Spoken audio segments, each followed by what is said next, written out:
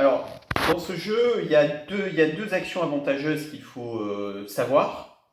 La première, c'est si un joueur arrive à aligner 5 pions de la même couleur. Donc, vous voyez là, le joueur va piocher un pion dans le sac. C'est un pion rose. Il va l'aligner avec les 4 autres déjà présents sur le plateau. Et une fois qu'il a réalisé aligné ces 5 pions, il a la possibilité de regarder au choix la carte combino de l'adversaire de son choix. Voilà, pour essayer de mémoriser les combinaisons de son adversaire. Il a la possibilité de déplacer le pion de son choix avec un autre pion présent sur le plateau. Donc là, par exemple, il va déplacer le blanc avec un autre pion de son choix, avec le gris. Donc pour permettre une combinaison.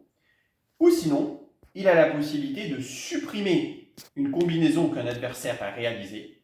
Donc là, supprimer une combinaison d'un adversaire qu'il a réalisée, la combinaison qui était proche d'un adversaire, et les 4 pions supprimés sont remis dans le sac. Une fois qu'il a utilisé son pouvoir avec les 5 pions alignés, les 5 pions alignés sont enlevés du plateau et remis dans le sac. Vous voyez, là. À savoir donc qu'il a le choix entre ces 3 possibilités. Regarder la carte combino de son choix, déplacer le pion, ou sinon supprimer la combinaison d'un adversaire. Autre situation avantageuse, c'est le pion joker que chaque joueur a proche de lui, à côté de lui.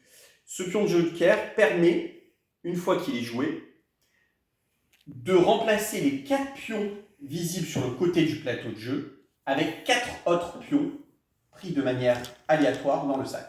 Donc les 4 pions là sont mis dans le sac, il les mélange et il en repioche 4 nouveaux, ce qui peut lui permettre, surtout si les pions qui y figuraient ne l'intéressaient pas, d'avoir une possibilité de compléter une combinaison avec les nouveaux pions.